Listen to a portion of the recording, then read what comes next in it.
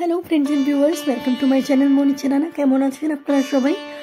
কিছু ফ্যামিলি বা পার্সোনাল প্রবলেমের জন্য কিন্তু আমি প্রচণ্ডভাবে ইরেগুলার হয়ে গেছি। অনেক দিন আমি বড় ব্লগ দিইনি।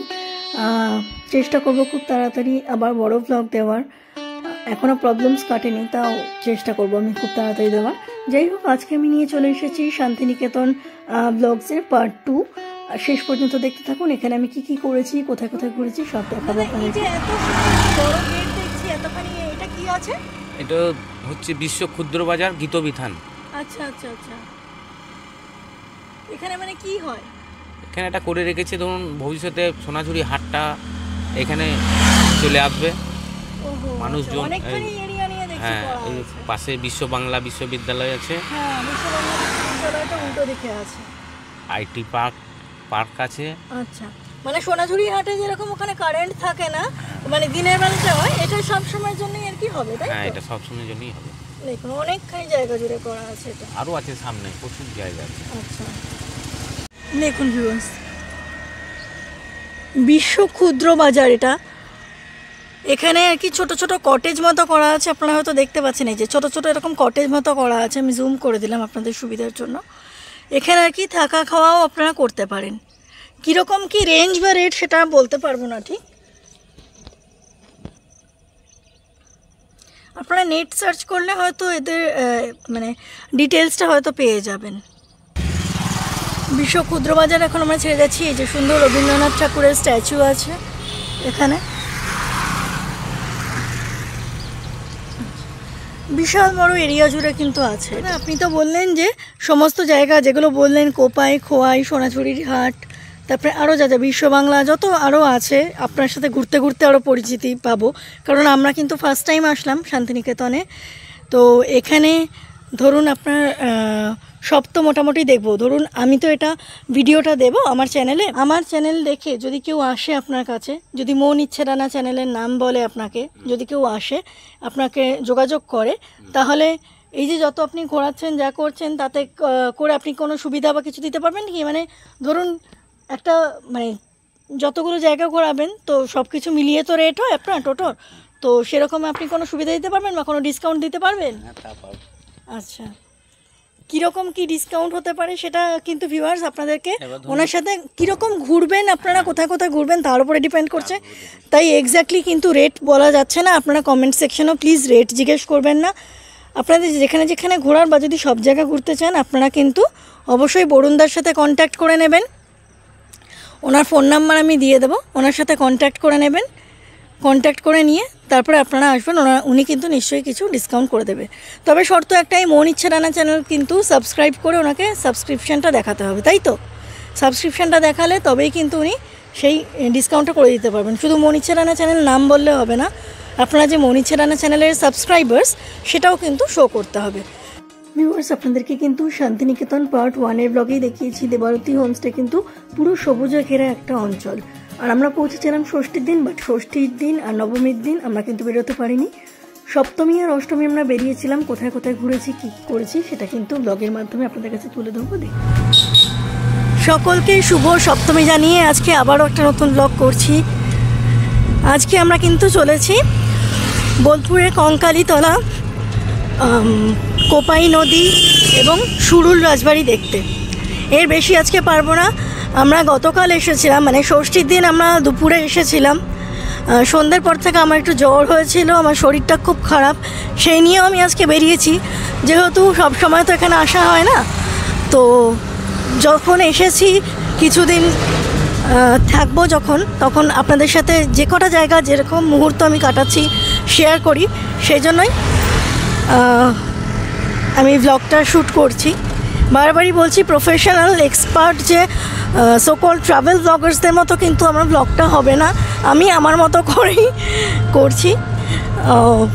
কাইন্ডলি খারাপ লাগলে মার্জনা করে দেবেন এবং একটু অ্যাডজাস্ট করে নেবেন এবং মন ইচ্ছে রানা ইউটিউব চ্যানেলের সাথে থাকবেন। চলুন কোথায় দাদা নিয়ে যায় দেখি।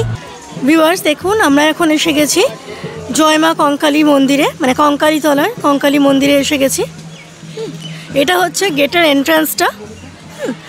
আর আমরা এখন ডালার দোকান থেকে আর কি ডালা দিয়ে নিয়ে নেব, পুজোটা দিয়ে দেব। দেখুন ভিউয়ার্স, সোজা এই রাস্তা দিয়ে এসে আমরা কিন্তু চলে আসলাম গন্ধেশ্বরী ভাণ্ডারে। আপনারা দেখছেন এখানে সমস্ত পুজোর সামগ্রী পাওয়া যায়।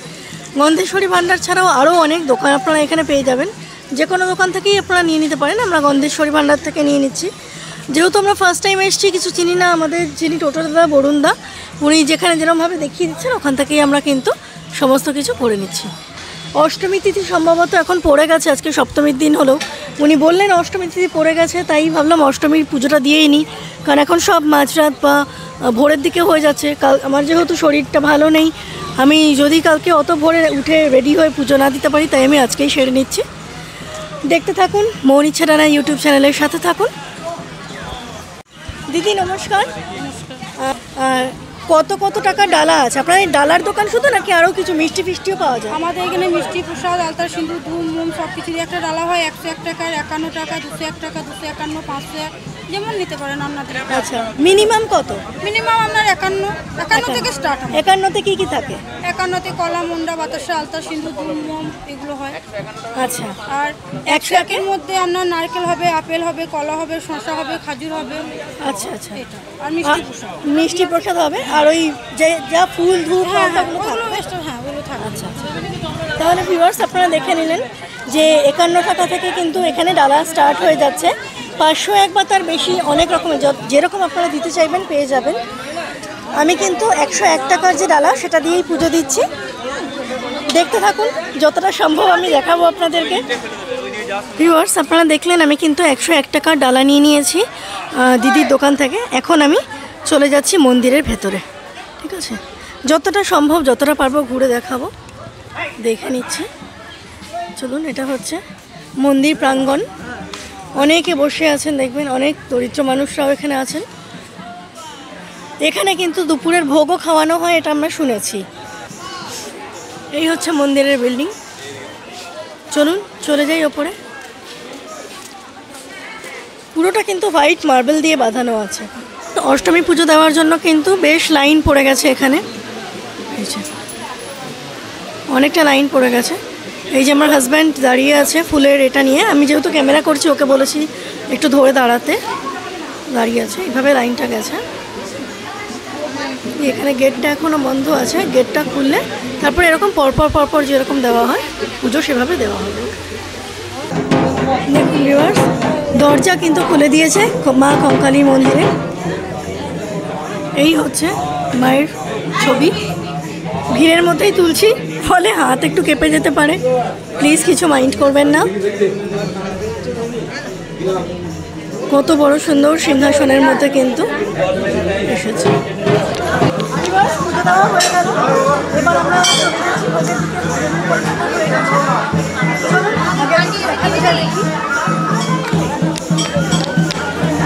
হ্যালো ভিউয়ার্স, কঙ্কালীতলায় আপনারা দেখতেই পাচ্ছেন পুজো দিয়েছি আমি, কপালে টিপ। পুজো দেওয়ার পরে কিন্তু আমি চলে এসেছি এই যে কোপাই নদীর পাড়ে। অনেকটাই শুকিয়ে গেছে, এই যে পুরো দেখুন বালি হয়ে গেছে, কতটা বালি এসে গেছে দেখুন, এখানে পুরো বালি এসে গেছে। এই হচ্ছে কোপাই নদী। এই কোপাই নদী ওখান থেকে, ওই যে ওখান থেকে পুরো আর কি স্রোত হয়ে আসছে। এই যে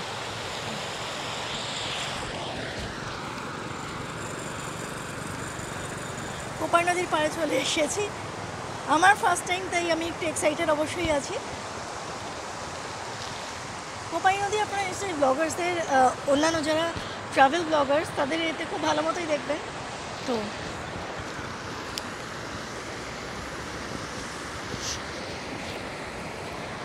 আমি অ্যামেচার, তাই আমার হাতে কতটা ভালো আসবে আমি জানি না, তাও আমি চেষ্টা করছি দেখানো।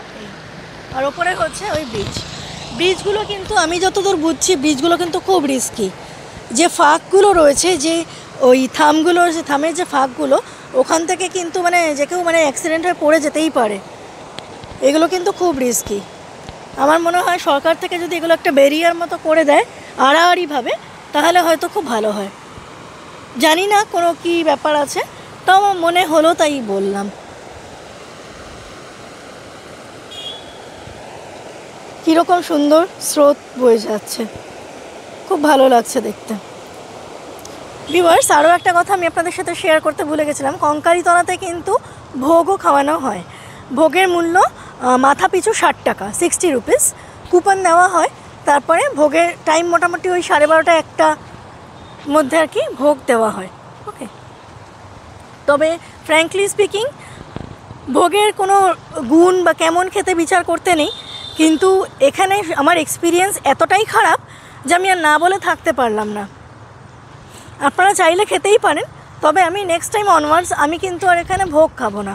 পুজো নিশ্চয়ই দেবো, কিন্তু ভোগ খাবো না। আর এখানের ব্যবস্থাপনাও খুব একটা ভালো নয়।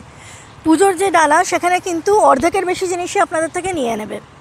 মানে আমাদের তাই করেছে, যে 5 রকমের বা 6 রকমের যত রকমের ফল বেশিরভাগটাই নিয়েছে, আর 1-2 ফল খালি দিয়েছে, আর কিছু বাতাসা নকুলদানা এসব দিয়েছে। তো আমার এক্সপিরিয়েন্স খুবই খারাপ। পুজো তো অনেক জায়গাতেই আমরা দিই, কলকাতায় বা কলকাতার বাইরে, তারাপীঠেও দিয়েছি, তারাপীঠ তো কলকাতার বাইরে, কিন্তু এই রকম বাজে এক্সপিরিয়েন্স, এত বাজে অভিজ্ঞতা কিন্তু এর আগে কখনো হয়নি। তাই আমি আপনাদের সাথে শেয়ার করলাম, যারা জানেন না তাদেরকে জানিয়ে রাখার জন্য। যদি আমার এই কথাগুলো খারাপ লাগে তার জন্য আমাকে ক্ষমা করবেন, কিন্তু আমি না শেয়ার করে থাকতে পারলাম না। আমিও তো মানে কী বলবো বলুন তো, আমি বানিয়ে ওরভাবে বলতে পারি না। ভালো বলবো বানিয়ে, সেটা আমার পক্ষে সম্ভব হয় না, আমি সেরকম মানুষই নই। চলুন তাহলে, যাই হোক, এত নিন্দেমন্দ পুজোর দিনে করা উচিত নয়, তাও বলে ফেললাম। আমার ভালো লাগেনি, জিনিসটা খুব খারাপ লেগেছে। তো চলুন দেখা যাক অন্য কোথাও যাওয়া যায় কি না, সাথে থাকুন। কঙ্কালীতলা, কোপাই নদী, এগুলো কিন্তু আমরা দেখে নিয়েছি ভিউয়ার্স। এগুলো তো সারা বছরই আপনারা দেখতে পাবেন। এবার আমরা কিন্তু এখানে কিছু পুজো দেখে নেব। এটা একটা মন্দির আছে, মানে রাজবাড়ির সংলগ্ন কোনো মন্দির আছে। এটা বিভিন্ন রকমের স্কাল্পচার করা আছে, মায়ের মূর্তি। গেট ভেতর দিয়ে তালাবন্ধ আছে, তাই ঢুকতে পারছি না। এটা হচ্ছে মায়ের মূর্তি। একচালার একটা ছোট্ট প্রতিমা করা হয়েছে খুব সুন্দরভাবে। দেখুন ভিউয়ার্স, দুর্গাপুজো উপলক্ষে কিন্তু সুন্দর মেলা বসেছে সুরুল রাজবাড়িতে, যেটা বড় রাজবাড়ি বলছে। কত রকমের স্টল বসেছে আপনারা দেখতেই পাচ্ছেন। চলে যাচ্ছি ভেতরে। এখানে কিন্তু প্রতি বছর দুর্গাপুজো উপলক্ষে মেলা হয়। এটা হচ্ছে আসল বড় সুরুল রাজবাড়ি। সুরুল রাজবাড়ির এন্ট্রান্সে আমরা এখন চলে এসেছি, চলে যাব ভেতরে।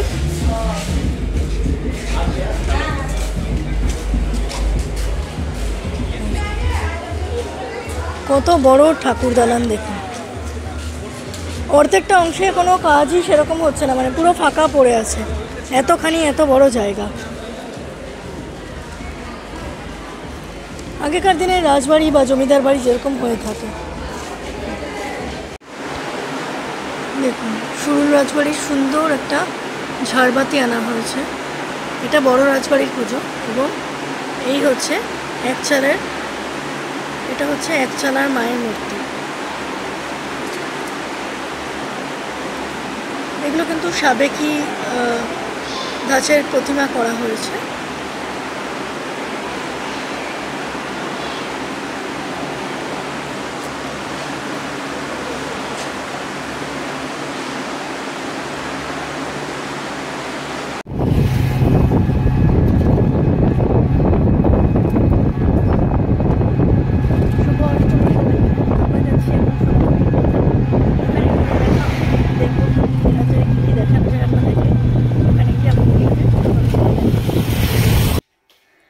দিনটি ছিল অষ্টমী।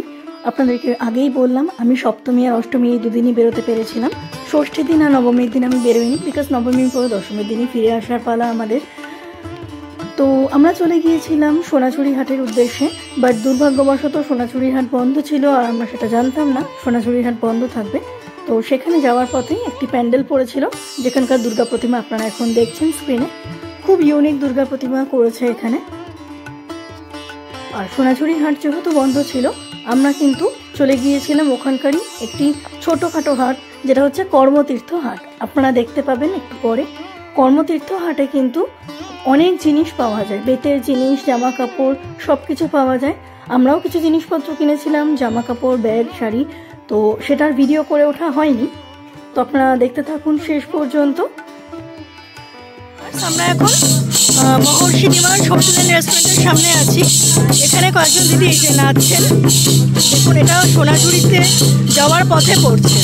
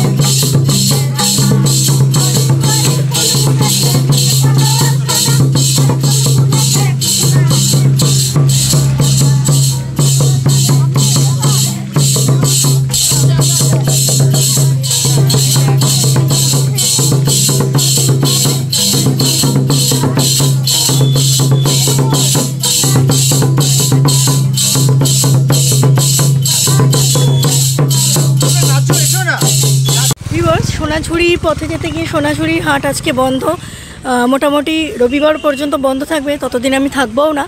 তাই সোনাঝুরির পথে যেতে গিয়ে মহর্ষি নিবাস আছে, মহর্ষি নিবাসে এই যে এখানে কিন্তু একটা ছোটোখাটো হাট মতো বসেছে। তো এটাই আমি আপনাদেরকে দেখাচ্ছি, কিছু করার নেই, সোনাঝুরির হাট বন্ধ, আমি জানতাম না। সোনাঝুরির হাট এই পুজোর সময় বন্ধ বলে আমরা কিন্তু এই লালমাটি কর্মতীর্থ হাটে চলে এসেছি। এটা খোলা আছে দেখলাম এই পুজোর সময়, আমি যেহেতু এই পুজোর কটা দিনই এখানে আছি। এই যে এই কর্মতীর্থ হাটে এখানে ঢুকতেই দেখছি বেশ কিছু বেতের জিনিস নিয়ে এই দিদি বসেছেন।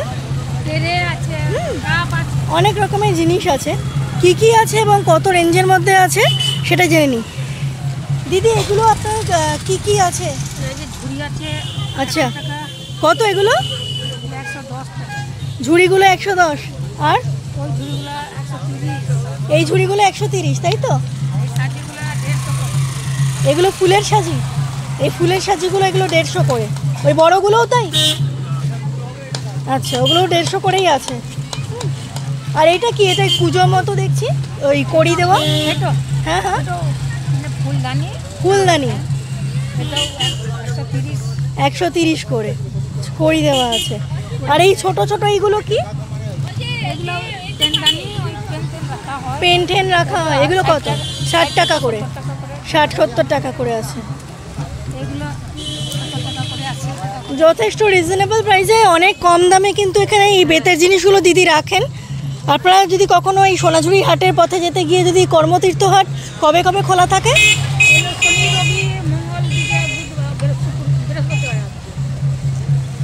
বন্ধ কবে থাকে? আচ্ছা, এই কর্মতীর্থ হাট কিন্তু শুক্রবার আর সোমবার বন্ধ থাকে, এছাড়া সব দিন খোলা থাকে। ঠিক আছে, আপনারা যদি কেউ আসেন তাহলে কিন্তু এই ঢুকতেই কর্মতীর্থ হাটের এই মুখে ঢুকতেই কিন্তু আপনারা দেখতে পাবেন এই দিদি। এই যে আপনার নাম কি? তারা দাস দিদি, উনি বসেন, ওনার কাছ থেকে কিন্তু এগুলো নিতে পারেন। এই যে বেতের জিনিসগুলো যথেষ্ট কম দামে উনি কিন্তু দিয়ে দেন। ব্যাগ কত করে দাদা?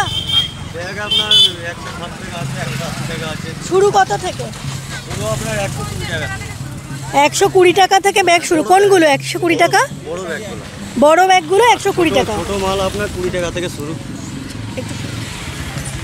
এইগুলো 120 টাকা, তাই তো? এগুলো 250 টাকা। এগুলো 250, তাহলে 120 কোনগুলো? 120 ওই ছোট আছে। আচ্ছা, এইগুলো হচ্ছে 120। আচ্ছা, এগুলো 180। এগুলো 180। এগুলো আপনার 200। আচ্ছা, আর এই ব্যাগগুলো? এগুলো 160। এগুলো 160। আর এই ছোট হ্যান্ড ব্যাগগুলো কত? এগুলো 100 টাকা, এগুলো 60 টাকা, এগুলো 50 টাকা, এগুলো 20 টাকা, আচ্ছা ওগুলো আপনার 30 টাকা এরকম করে সব আছে। আচ্ছা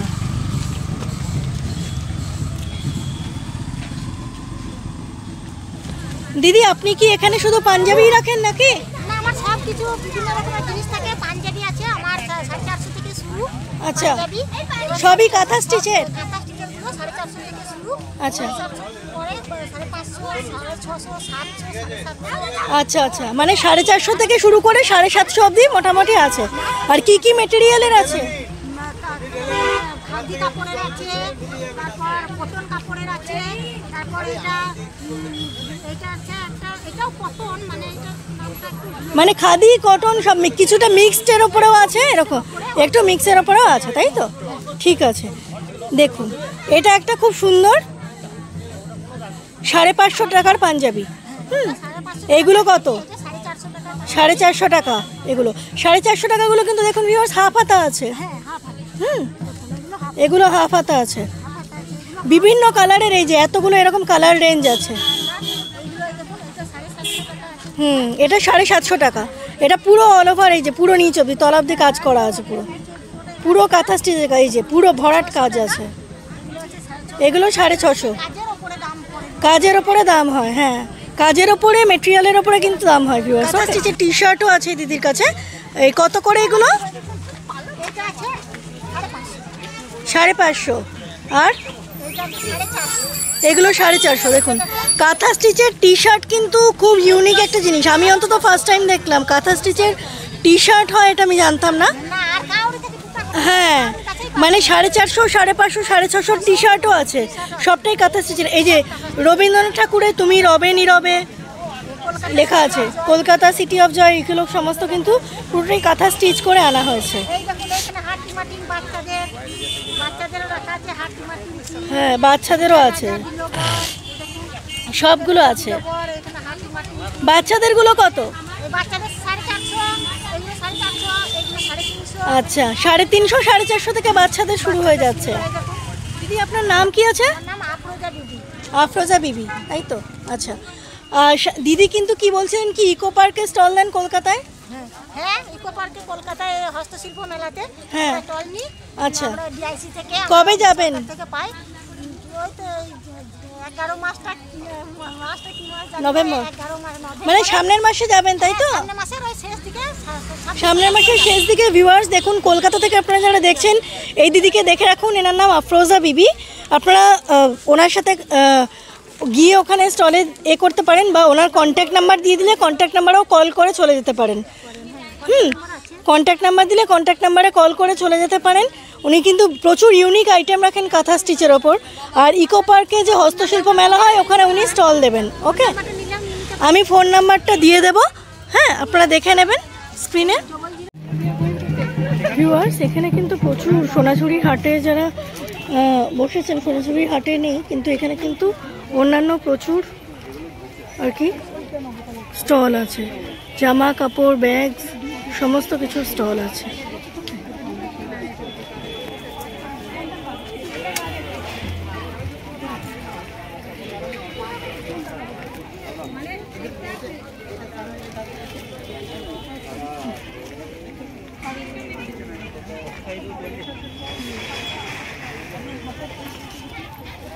এখানে যেমন শুধু ওইরকম